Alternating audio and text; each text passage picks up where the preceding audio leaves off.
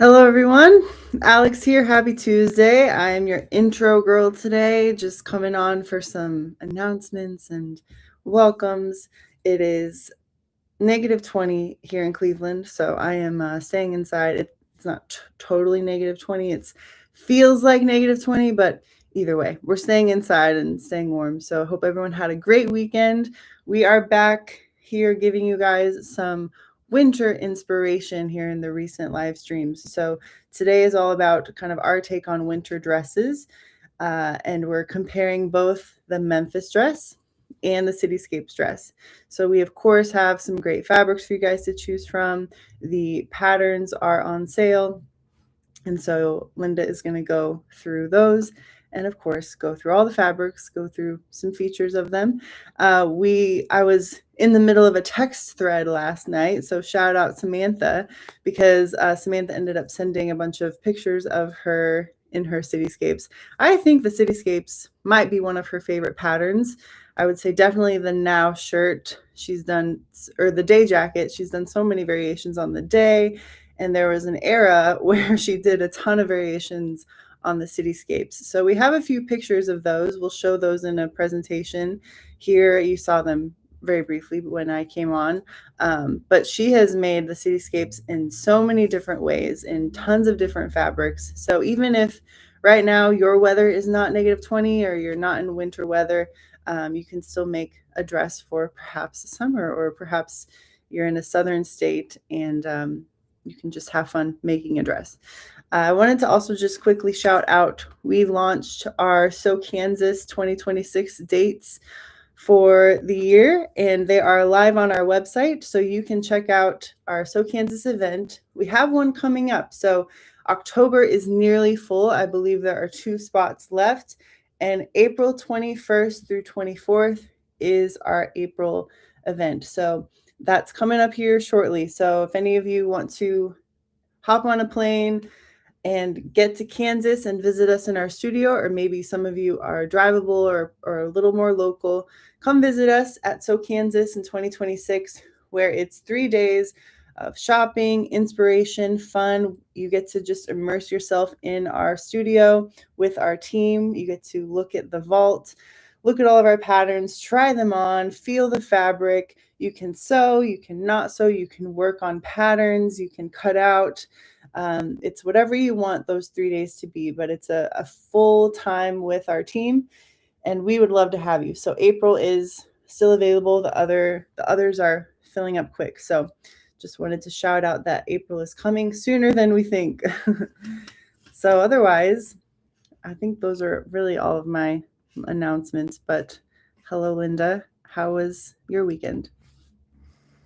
My weekend was fine. My husband's a little under the weather with a staph infection in his knee, and so we have reversed roles. He was taking care of me for a while, and now I'm taking care of him. But it was relaxing and good, and it's cold here too. So I get it that it's feels like 20 below, because it feels like that here too. Mm-hmm. Well, I have a few announcements. I'm going to do the news first. So I follow a couple of the Vogue channels, and I can't tell you the difference in all of them. I don't subscribe to the magazine, but I do subscribe to their daily, I don't know what they're called, just the news. And a couple of days ago, it came to light that the latest, hottest tote bag on the planet is a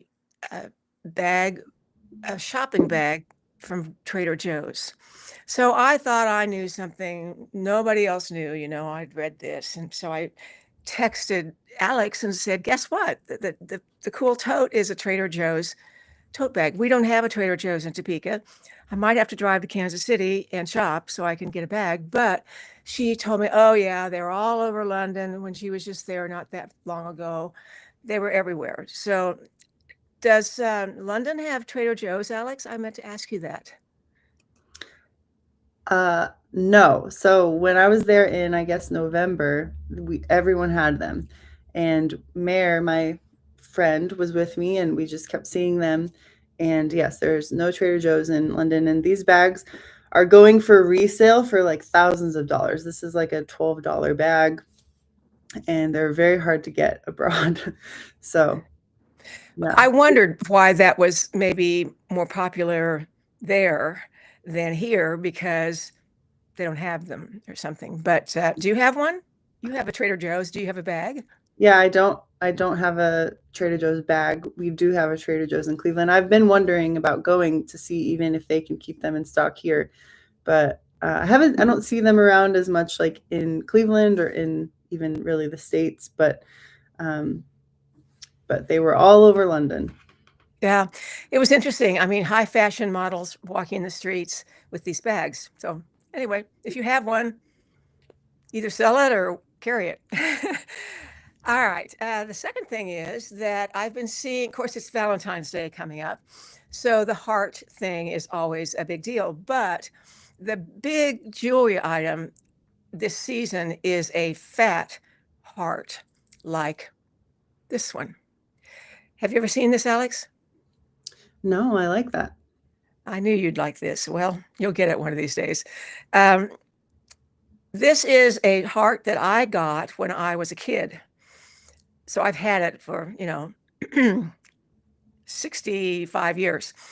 But it's very in at the moment because it's dimensional, it's fat. But I noticed that the ones that are really cool are like a lacquer, so they're colors. And you can choose a color, and then you can buy a smaller one to put with it, stack it, whatever.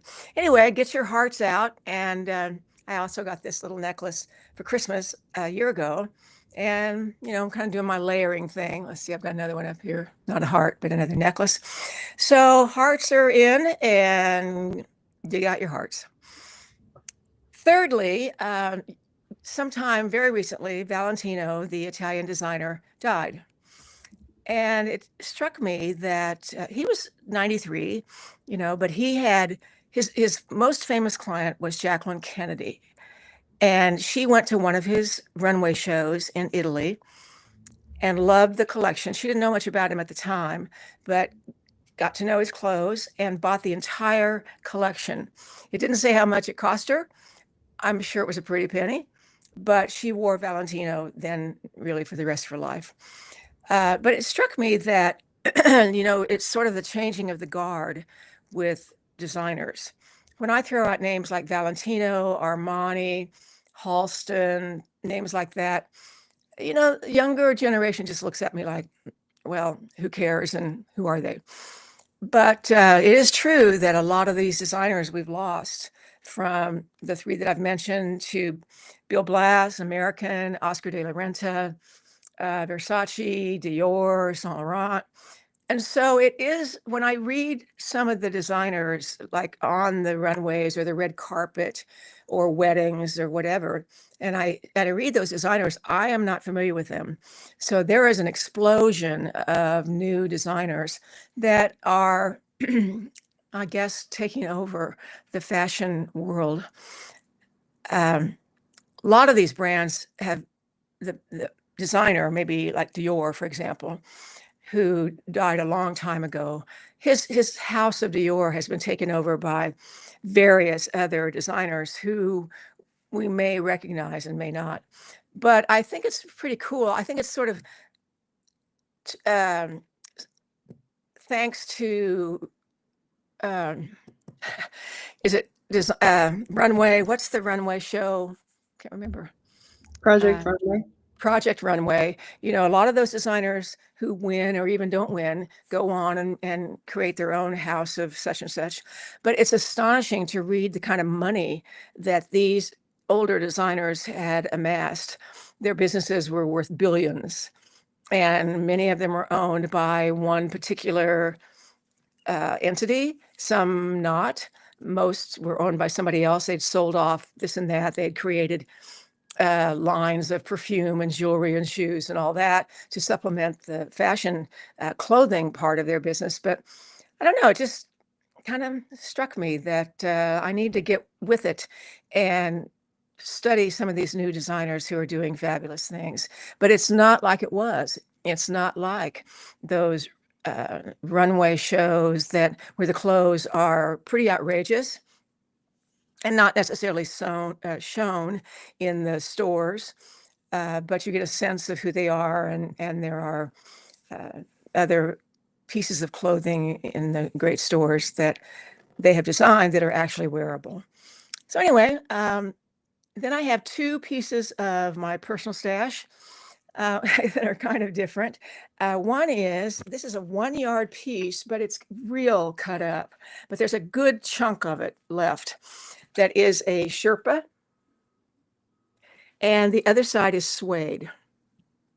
Most Sherpas that you see have sort of a smooth, almost knit backing, but this is a piece where you could use either side. And there's plenty here for what I will call sections or trims, collars, cuffs, the places that you actually would use this. So this is kind of a odd 1 yard. It's more than that here, but it's been kind of cut in half a little bit. And so I'm asking $15 for this. And then I'm kind of teary-eyed over letting this one go. This is our famous boucle, English boucle, which is rayon and wool, 60% rayon and 40% wool. And we have it in a lot of colors, but this is a discontinued color, and we'll probably never see it again. And it's just so my color. It's a full width and a full 1.25 yards. And it's $35 for the piece. The regular price on this fabric is $44 a yard if you buy any of the newer colors that we have, but this is a color that you'll never see again. So email me, tell me you want it, and I will send it to you, and we'll bill you, and you can pay us online. Okay. Some people are dress people, some people are not. I grew up of the generation where we had to wear skirts and dresses to school, and then all of a sudden, one day, we did not have to. And so we embraced the whole pant separates thing. I remember the word separates. Oh, okay. And we could mix and match, which we'd never done before. You know, I remember wearing every year, my mother would buy me a garland wool skirt, straight, knee length, and a matching sweater. It was a big deal to get one of those. And I don't know, I had 2 or 3 sets, but they were always matching.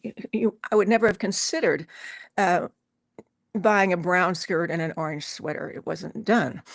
But anyway, so I've remained a little bit of a pants girl. Most days I put on a pair of pants of some sort and some sort of top. But every once in a while, I just want to wear a dress. I feel a little dressier in it, which is wrong.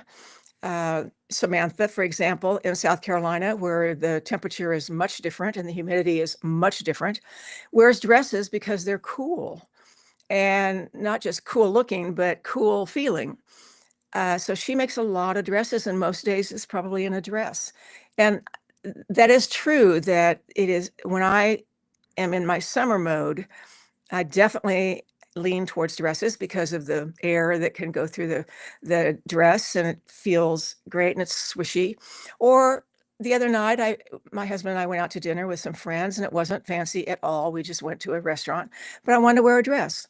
And so in the wintertime, I tend to wear a dress with leggings, or even over some pants, maybe some skinny pants, maybe boots, maybe even a sweater over it, or a short jacket. So there are ways to wear dresses year-round.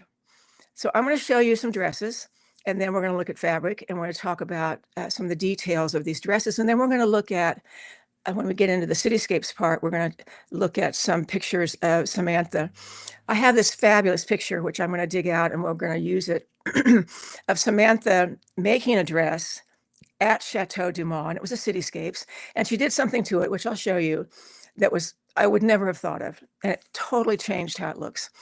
And the picture is of her going down the steps with the dress flowing, and it's just a great picture. So we're going to dig it out. and show you Samantha. And if Samantha's on the call, Samantha, you can chime in anytime and give us your take on things. And if I've said something wrong, tell me. Okay, but we're going to start with the Memphis. The reason it's called the Memphis, it's not because of the city, it's because of the art movement. There's a, a theme of furniture and design called Memphis. And if you can picture a sofa with round bolster, open arms, separate back, separate seat, separate legs. So it's all very disjointed, but each element is a different color. And it reminded me of the Memphis because the Memphis is cut up and every section can be a different color if you choose to or not. And so that's how it's named. I know people think it's the city, but it's not. Okay.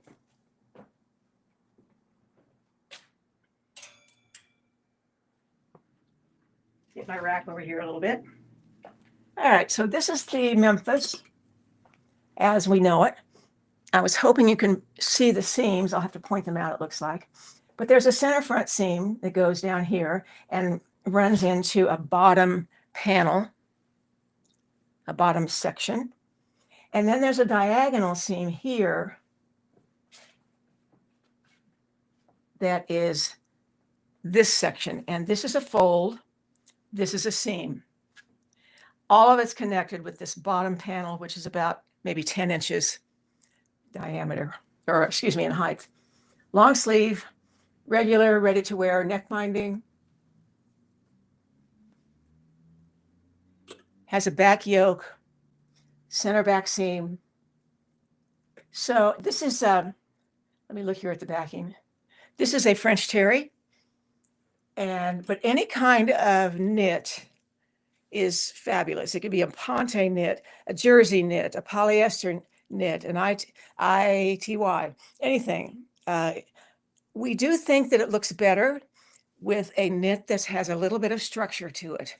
So a really super weighty, drapey, tissue weight viscose knit may or not be what is the best, because you want to see the shape of this. Now you can make this dress with any sleeve length. And you can see that we've left off this bottom panel. So this becomes either a shorter dress or a tunic. This is in a cotton knit. Yep, regular jersey cotton knit. We like cotton knits for this. It has the kind of structure we're looking for. But I like the length for something different. Here's another bright blue one. Beautiful color.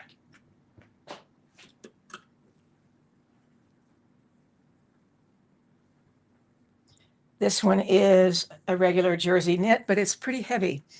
I'm sure it's a viscose. It may even be a lightweight ponte, but I'm not sure.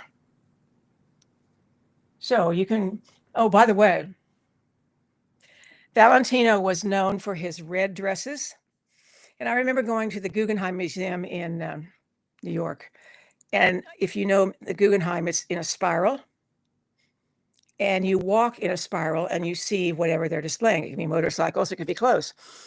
But there was a display of going from white to neutral to gray to black to red. So the red was at the top. And most of the dresses were Valentino's. So you should look that up because they're incredible, really, what he did. But the point is, there is a point, that a solid color, beautiful color dress, there's nothing better. And make a red one. You know, I have a red skirt from Issey Miyake that I wear, and people stop me and say that is some kind of color and some kind of skirt. So just saying.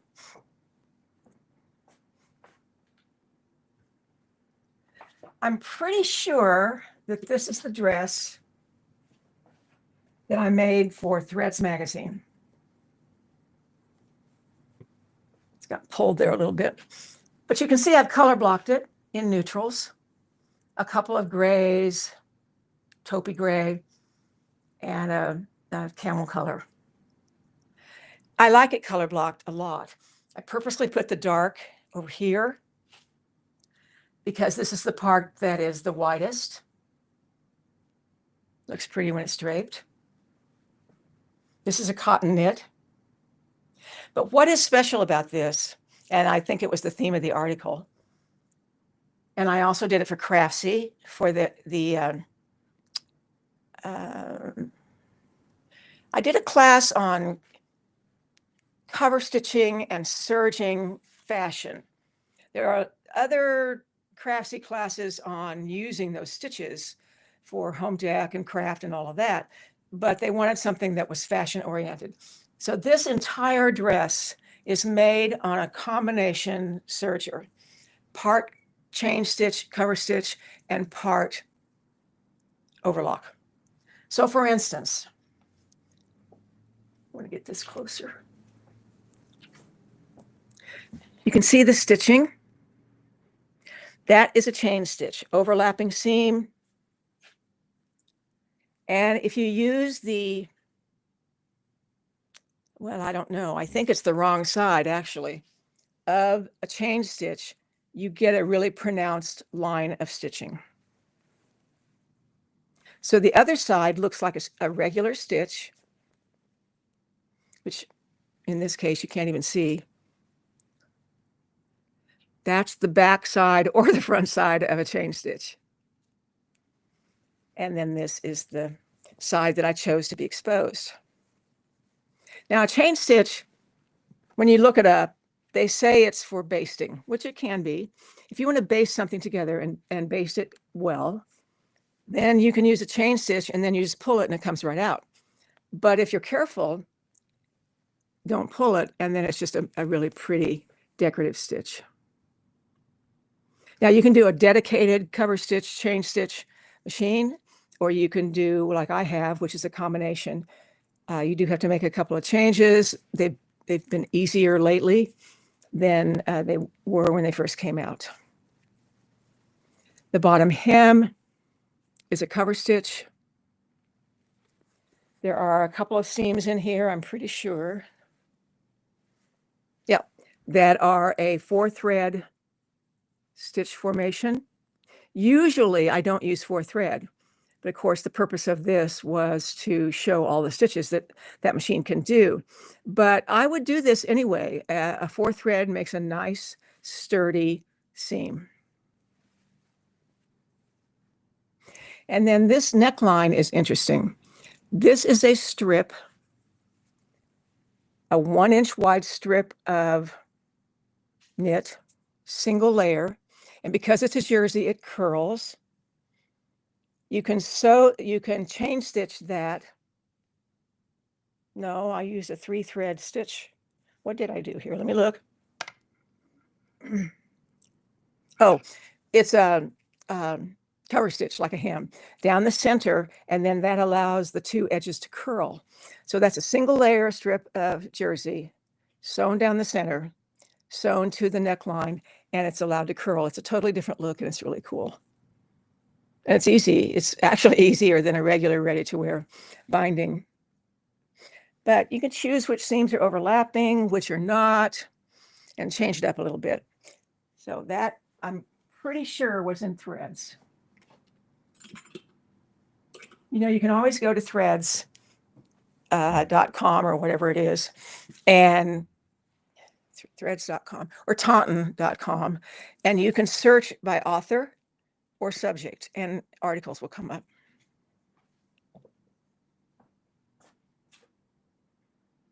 I like this one because you can see how the direction of the print can change. Isn't that fun? So you know that a plaid or a stripe will work and be interesting. This is a cotton knit.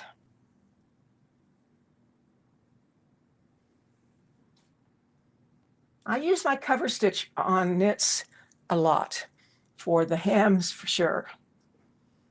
and sometimes other parts up here. It's worth buying that machine because I think it elevates whatever you're sewing to make it look more like ready to wear, what you can buy.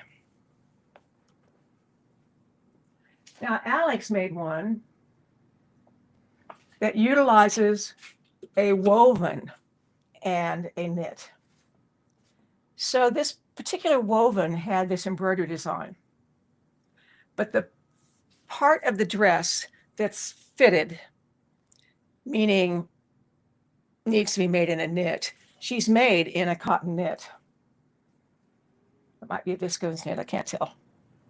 And then she's used the woven for the bottom panel, for this inset, because there's nothing about this that touches the body, and the sleeves. And I think if she were to make that again, I don't know if this is true, Alex, or not. You need to make, if you're using a woven on a sleeve that's asking for a knit, you need to measure the sleeve and you need to measure the girth of your arm. And you need some ease. And in a knit, there's usually not very much ease. So this sleeve can get tight if you don't make allowances for it. So you want at least 2.5 inches of ease if you're shifting from knit to woven. And it's in our fitting book where you take a sleeve pattern and you slice it in this sort of cross method and you spread it and pick up the amount of inches that you need. I have a tendency to have an upper arm that's a little larger than kind of the rest of me. And so I do a lot of expanding of my sleeves to fit, whether it's a knit or a woven. But that's a technique that if you know you need ease in your sleeves, that's a method that you should learn. It's really a great method. But I love the idea that you can combine the knit and the woven. You want to say anything about your dress, Alex? Not necessarily. I Okay. love that dress. Yeah, we have it here in Topeka if you ever need it. Okay. I don't know if you also have this sample, but I made a Memphis, and I'm sure you'll talk about it, leaving off the bottom panel. Yeah. So this one. There's that, and then I made one out of a print knit. So I don't know if we have that or not. I think we do in black and white. Mm-hmm. Yeah. Yeah. You know, I didn't pull that out. I'm sorry. But that's a cute dress. And we probably have a picture of you in it because I think you wore it to France for one of our workshops, maybe? I did. Yeah, I'll post a picture of that also. Okay. Okay, great. This is the same thing as the color blocked, a little more subtle. And this is a piece of fabric that I stenciled. This was an Alabama Channon moment in my life. But again, the overlapping seams. Now, what I like about this is that a knit will curl to the outside on the cross grain and will curl to the wrong side on the vertical. So you've got both going here. I've washed this enough times that you can see that the part that's on the horizontal, the curl is kind of fun. But yet you don't get that same curl on the vertical.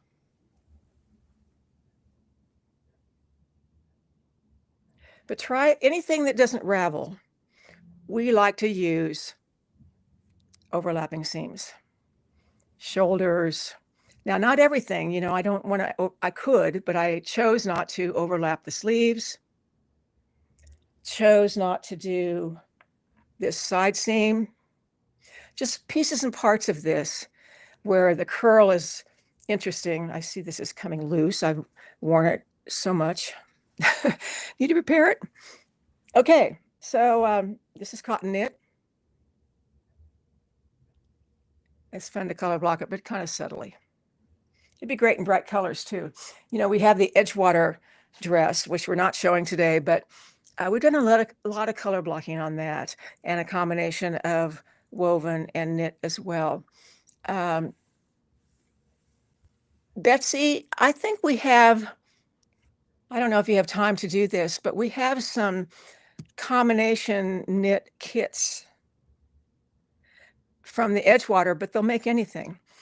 They'll make the Memphis or the Cityscapes. I don't know, maybe we should, is it too late to put them out there?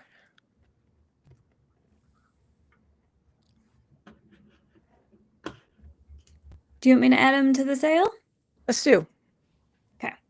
Yeah. We've got a couple, 3 colors of those. They're fun. Erin's grabbing them for me. I should have thought of this earlier. Guess we have 2 colors. Black and white. These are skirts. Will there be enough? This is a dress. This is a skirt. Yeah, let's put them on sale. Why not? Okay. We're looking to see if there's any other colors.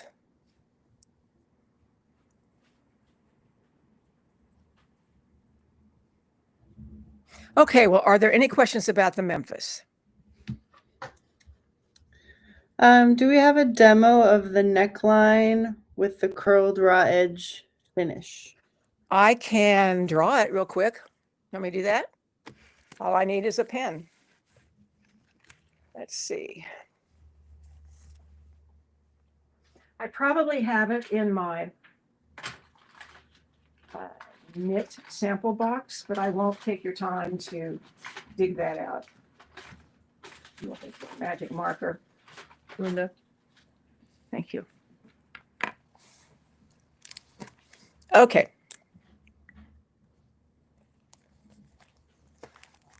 So you're going to cut a strip 1 inch wide on the cross grain. You will have measured your neckline, finished neckline of the garment, and I would make this enough to overlap at least to have half an inch in the back and another inch or 2 smaller. It kind of depends on the amount of stretch of your fabric. The stretchier, the smaller you want to make it, but at cotton knit, you might cut it 1 inch smaller because you want that to draw that neckline up a little bit. All right, so you're going to measure on the seam line the circumference of the neckline. Then you just take the strip. See if I can draw this.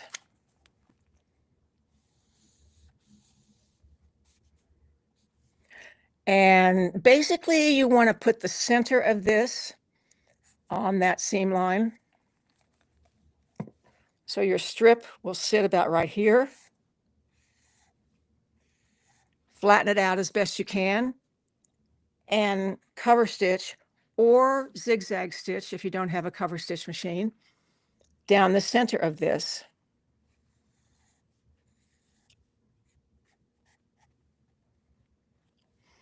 Mine is cover stitch, so that looks like a double stitch. All the way around, you're going to overlap it in the back.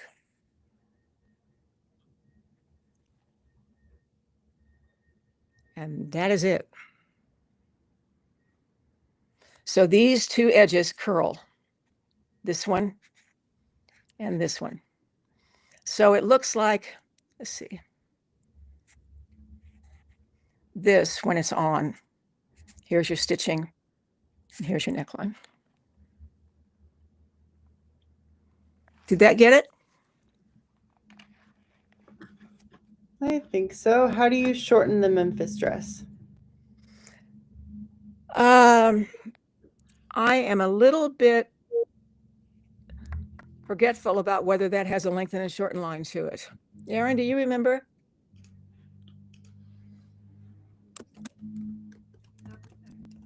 She's checking the pattern. Couple things. You can shorten it a bit on the bottom.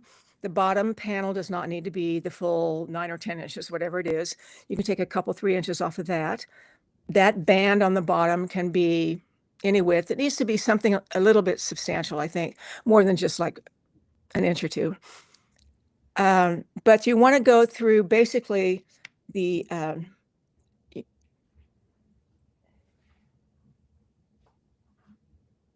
so you can shorten it through here.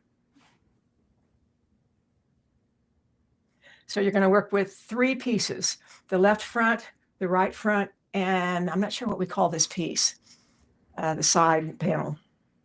But you're going to fold it out across there. No, I'm going to shorten line on it. Okay, so it's possible that, let's say you want to shorten it 2 inches through here, you're going to fold it out 1 inch, 1 inch here and 1 inch here. You need to measure this seam, because if you shorten it straight across here, it might be a different dimension than these two. This might be longer. I would suspect it's longer, so that this fold might be 1.25 inches or 1.5 inches, something like that.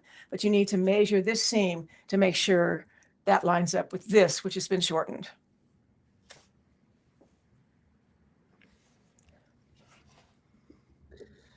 All right, I don't see any other questions. Okay, well, let's move on to the Cityscapes. The Cityscapes was part of a 2-piece Cityscapes pattern. When it originally came out years ago, it had a jumper. And interestingly enough, I come into the office this morning and Erin has pulled out a jumper to wear over a Cityscape. She's going to go to a fancy party, kind of a theme party thing, and she's going to wear it. And it's just as good today as it always has been. So if you have the original printed pattern, you have the jumper and the dress. But now it's only a dress, the Cityscapes dress, and it's a digital pattern.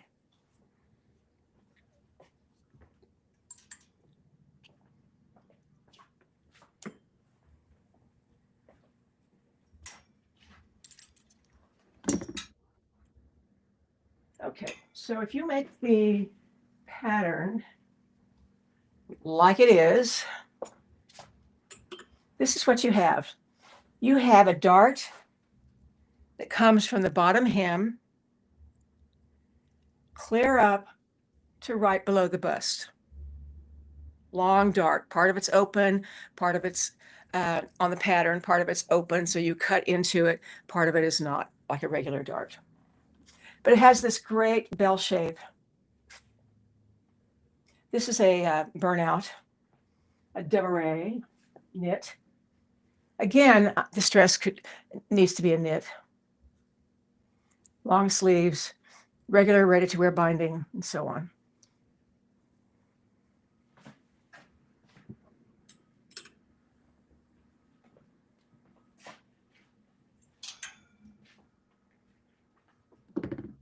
Here's another one with contrasting sleeves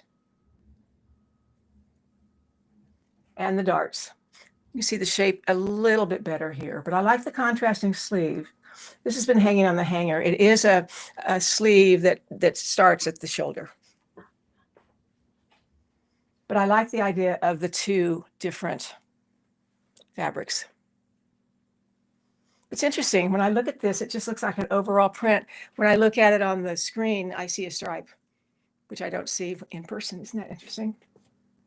Huh. Okay. All right. So this is the first of a Samantha version. And what Samantha does, because the dart on the pattern, might as well draw it since I have this all out here.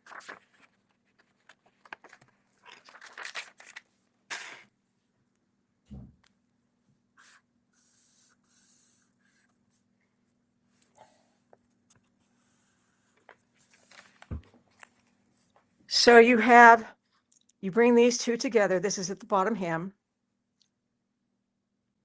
And you create this dart that goes clear up to under the bust, like a regular dart. But Samantha has chosen to just do this portion of the dart and leave all of this filled in and not sewn. So it's not open, but it's not sewn. And I know you can't see it on black.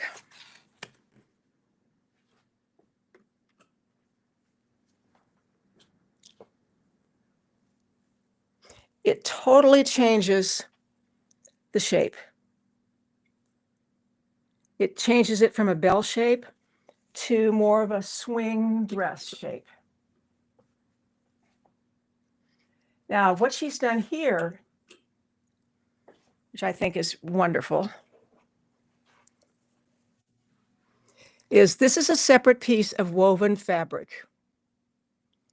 And then some sashiko stitching, leaving long tails. And the handwork was done on the patch, and then the patch was applied. So there's a motif in the front and a motif in the back. There you can see the patch.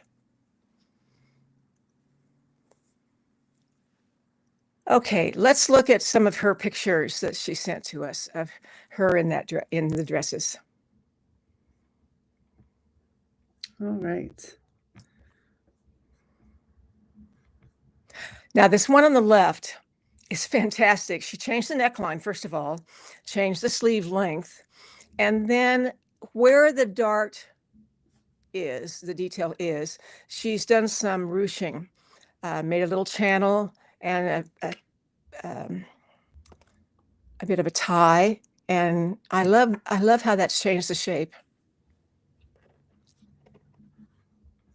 And then the one in the middle, she's added pockets.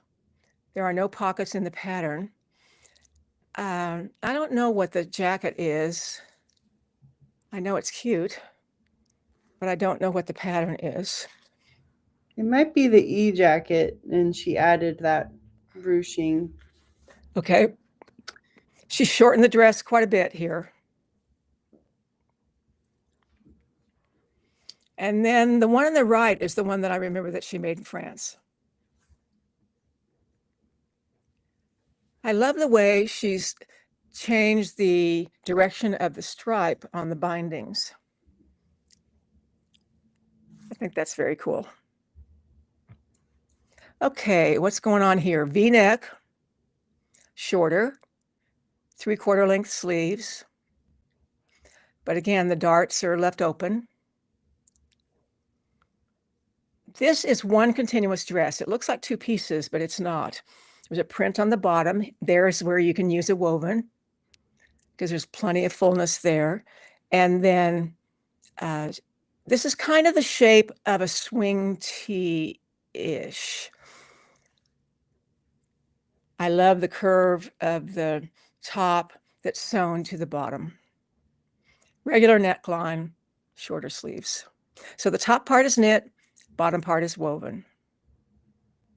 Now the one on the right is completely woven, and it would be interesting to hear. Do you know if Samantha's on the call? She's in the chat. She is in the chat. Okay, maybe she can tell us if she did anything about sizing on this, because it's all woven. Sure. I'm not sure she'll be able to respond immediately, but if something comes through, I'll Okay, mention. that's great. And then the neckline is really scooped, which is beautiful. And it would be interesting to know how she's done that, whether that's from another pattern, another garment, or used some device to trace around. Some people do that, use a pan or a bowl or a tray or something like that. And these sleeves look even shorter. She did not change the sizing on the woven. Okay, that's interesting. Okay. Okay.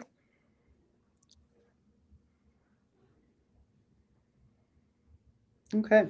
If anything else comes through, I'll let you know. Okay, sounds great. So those are my cityscapes that I have. I think it's a good shape for a lot of people. You get the idea of a fitted portion of the garment that's, you know, shapely on the top, and then there's quite a bit of ease at the bottom. So that works for a lot of people. But I like it short that she's done, so it makes it great for her climate. The shorter sleeves are great for her climate. She could probably do sleeveless, which she does sometimes with dresses. So anyway, any questions about Cityscapes? The scoop from Okay. the woven version is from an Eileen Fisher top that she copied. Okay. Interesting. Yeah, you'd be surprised how much inspiration is from your closet. Necklines, sleeve lengths, cuff details, collar details. Samantha likes to change collars a lot on things that might be a standard shirt collar and stand. Hers are maybe extended a bit. Maybe the stand is gone. Things are rounded. You know, it's very interesting what she does to collars. So some of the changes that she does are very interesting, but also quite simple.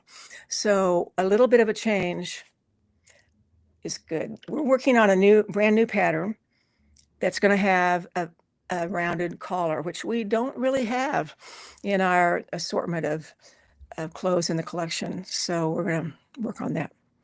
Okay, shall we look at some fabrics?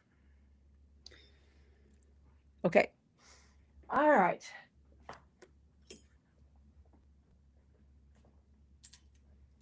Mostly knits up here, but a couple of wovens that you can use. I started with this because I love this fabric that looks like a crochet. Alex used this in another colorway for a t-shirt, I think it was, or a Eureka or something like that. Can't remember. Anyway, you can see that it's like a hand crocheted fabric. I think it's really cool. Combine that with this wonderful rusty orange jersey and a green jersey, and you put that in there, you have a great combination for color blocking. Or, of course, you can use any of these for the whole dress. This is one of our rib knits, so it has a nice drape to it. This is a Liberty of London print that I think goes really well. And so you could use this as an insert, let's say on the Memphis, or bottom band, anything except the main part. All right, let's start at the bottom here. This is a French terry. What we're getting in are French terries now that are so subtle that the loopy part on the back of the French terry is very small. And that's one of these, but the weight of this is just perfect for a dress. So here's your red dress for February. But instead of combining it with black, combine it with brown. We're seeing so much brown and this chestnut color too. This is a very, very, very fine rib knit that I would use as yardage rather than cuffs and that sort of thing. Here's another rib. We have 3 ribs here that are different size ribs. This is bigger. Color is amazing. And we just got this one in. This is a cotton knit that has this fabulous motif to it, including the bunnies.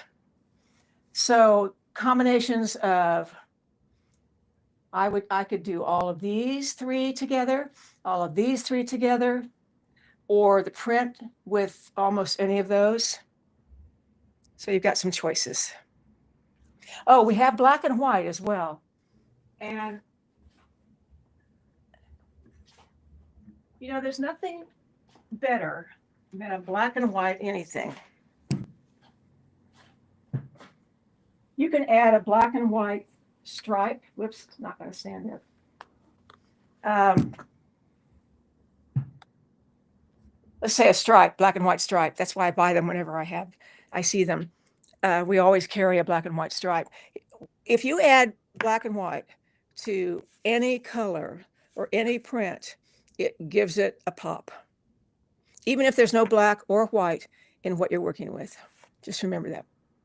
All right, so we have the white cotton knit. We have black cotton knit, and we have a black woven. And if any of you buy either black or white, we're going to include some embroidery floss so you can do the little tails like Samantha did.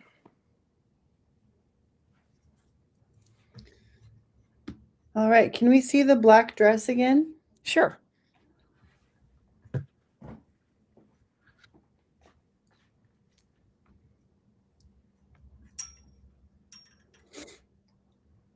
Okay, I know it's here. Oh, there it is.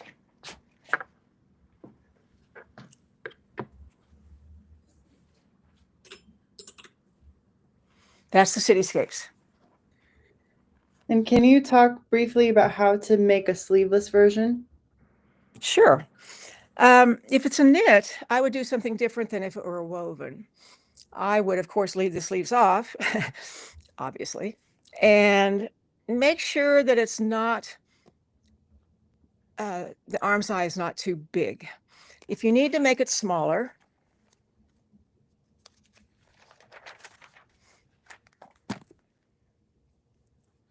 you could compare this to something that you have in your closet.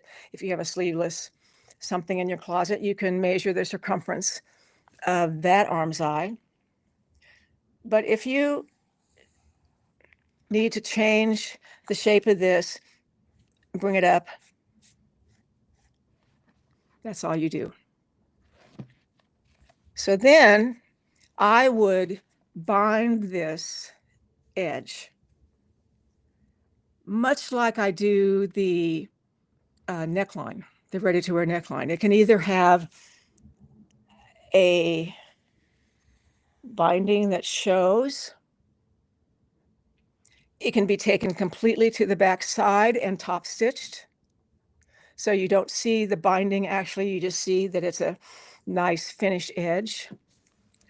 We have a tutorial called something bindings, 3 bindings, 5 bindings. Anyway, it's all about bindings. And I think it shows several methods of finishing an arm side. But it's as simple as that. Bind the edge. I wouldn't create a facing. I would do that with a woven, probably. Trying to think what we have. We have the mimosa top, which has a binding on the arm's eye. It actually comes to the right side, so it's a little more pronounced. That's pretty. Trying to look at the rack here and see if we have anything else.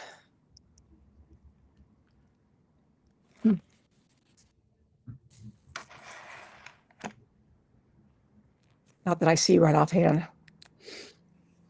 But think binding. All right, I will share my screen here and show you guys the new website as well as the sale. So in order to get to the new sale, our weekly sale, all you have to do is click on this blue sale button here on the top. And I click on that, and this is our Cityscapes and Memphis versus Cityscapes sale. So we have, of course, the Cityscapes and Memphis patterns. The Memphis comes in both print and digital. And of course, we can still print your patterns for you. That's an option if you want to select the download files, then we can, of course, print them out on paper, our pattern printer, plotter, printer, whatever you call it, and get them printed for you. We have the Edgewater dress. Those are on sale, but you can make other things with these kits and check those out as far as yardage and what's available. But just a really fun, easy way to make a dress or a skirt. Then the fabrics Linda mentioned are all here. So if you haven't caught on yet, we are now selling our fabrics by the half yard, really for inventory purposes. So we're not selling out a fabric that we don't have to sell you, and we can just keep track of what we have. But in the descriptions, of course, we have the pricing for the half yard and pricing per yard. So we've made it as easy as possible for you guys to see. So if you go in here in the fabrics, you can also go scroll down and select a thread for your fabric. and you can also select buttons for your fabric. So those 2 products are available under every fabric, or will be soon. But all you have to do, if you want to get matching thread, you would just enter the SKU number of the fabric so that we know how to match your thread to your fabric. So forget about those add-ons if you would like us to just go ahead and match your thread for you. All right, let me see if I have any other questions. The ruching dresses from Samantha are from a few live streams ago, perhaps even maybe a couple years ago now. They're in the live stream index. You could find them. And we post them to social media too. So I'm not sure if we have any directly on the website, but they are around. And I don't see any more questions. So I think that's all. Thank you, Linda. Thanks, everyone.